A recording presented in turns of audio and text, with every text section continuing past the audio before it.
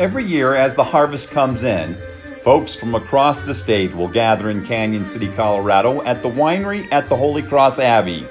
As they visit with friends, make new ones, and sip some wine, few may know the very building they are gathered at has a rich history of convicts, exorcism, and ironically, prohibition. In the early 1920s, Merle and Lillian Kissinger and their 4 kids would move into the cottage at the new prison farm east of town. Merle would be in charge of the operation. Where grapevines grow today, prison inmates would nurture zinnias, apples, rhubarb, and asparagus. The cottage was originally built in 1911 by the Troutman family. They would lose it to the state in bankruptcy in 1921. The prison would take over management, and it would be known then as Ranch Number 5.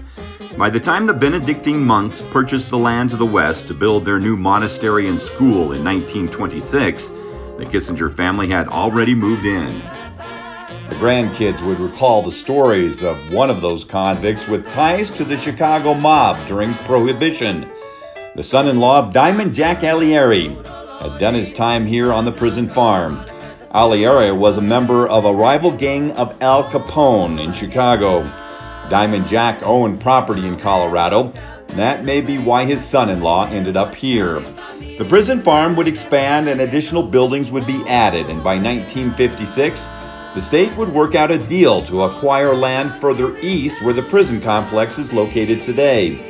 The Abbey would work out a land and water swap with the McKenzie family and the state, and the cottage and the surrounding land would become part of the Holy Cross Abbey. The cottage would become an art classroom and the other buildings put to other use.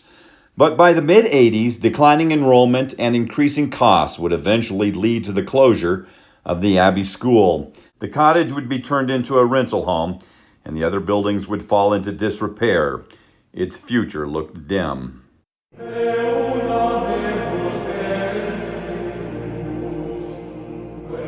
That is until a grape grower on the western slope was in need of an exorcism. Father Paul Montez of the Abbey was sent to rid the evil spirits, and by all accounts he was successful.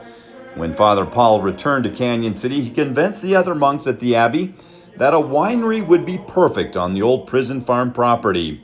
The Abbey would recruit experts from the Sonoma Valley in California, convert the old cottage into a tasting room, and the winery at the Holy Cross Abbey came into being.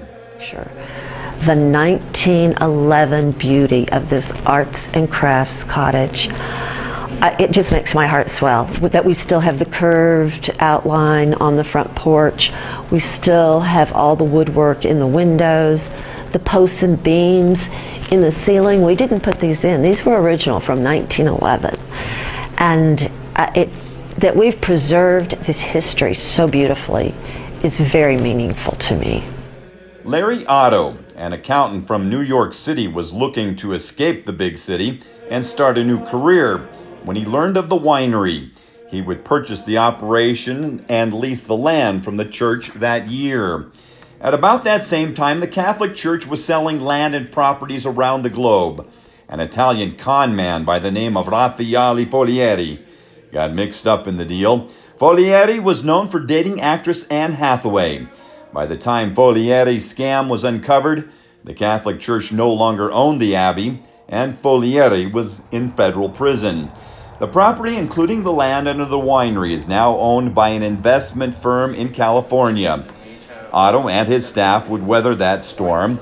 He and his chief winemaker, Jeff Stultz, have won numerous awards over the years, including the prestigious Jefferson Cup this past fall for the winery's 2017 Colorado Cabernet Sauvignon, and they continue to take top honors in many competitions.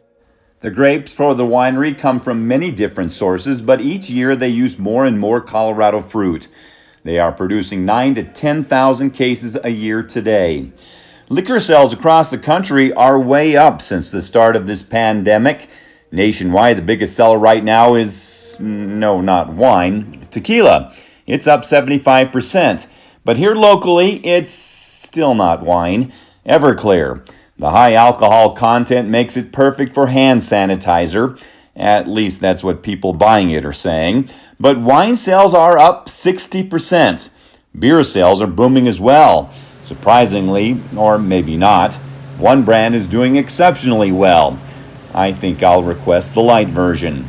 Otto and his staff at the winery at the Holy Cross Abbey are working hard to shift emphasis to online sales right now, but 2/3 of their sales are generated through the tasting room and the numerous events they sponsor each year. They, like most other small businesses, are hoping the economy will be able to bounce back swiftly from this 2020 pandemic.